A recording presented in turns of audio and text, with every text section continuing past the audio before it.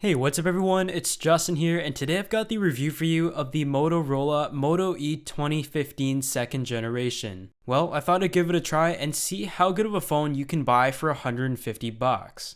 In general, I gotta say, Motorola did a very good job balancing out the cost distribution in terms of the categories when it comes to the camera, the build quality, the display, and the chipset used in order to make it the most effective phone it could be at that price point. So when it comes to hardware, the device weighs in at 145 grams and measures in at 12.3 millimeters thick. On the bottom, you will find your micro USB port, and on the top, classic with Motorola, you do have your 3.5 millimeter headphone jack. The device itself looks really similar to the Moto E from last year, as well as the Moto G, just a smooth plastic back with a matte finish to it, and I have to say it feels great in the hand. And the band or bumper surrounding the device also offers a bit of grip. Located on the side, you'll find your power button as well as your volume rockers located on the same side.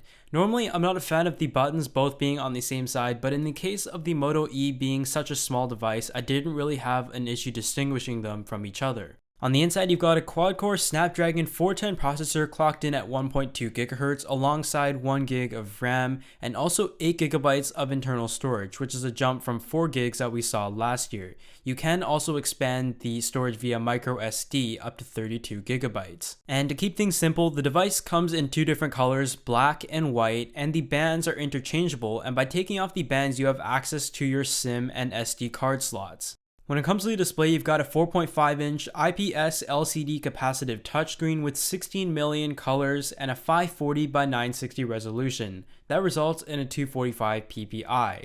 I have to say, at 245 ppi, you can definitely distinguish the pixels if you try to, but you often have to consider the price point throughout this review, and I have to say for 150 bucks, this screen isn't half bad. It definitely gets the job done, the colors are vivid, the screen is actually pretty responsive, and as you can see here, the color representation is pretty good. But of course, it isn't any QHD Super AMOLED display. The viewing angles were also somewhat disappointing.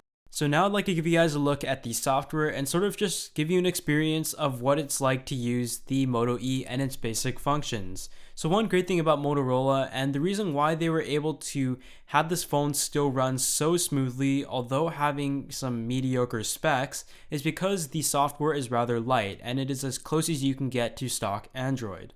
It does ship with Android 5.0 Lollipop, and you would see here that the device is actually quite responsive.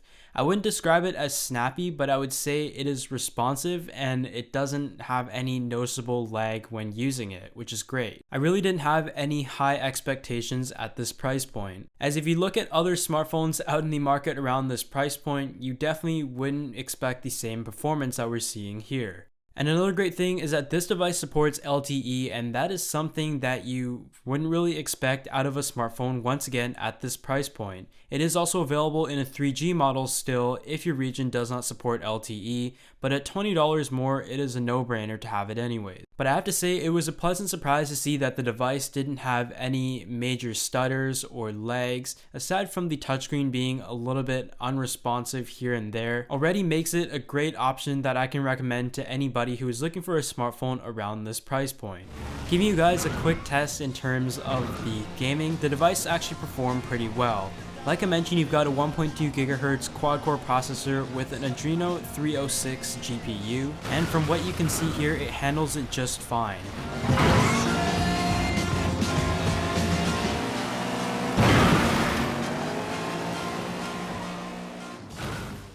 So moving on to the camera, it is very interesting to see how this Moto E had performed, as at $150 this is usually what suffers most. So now that we've seen the Moto E is able to handle basic tasks and navigate through Android without showing any major lag, it's time to take a look at how they have improved the camera this year.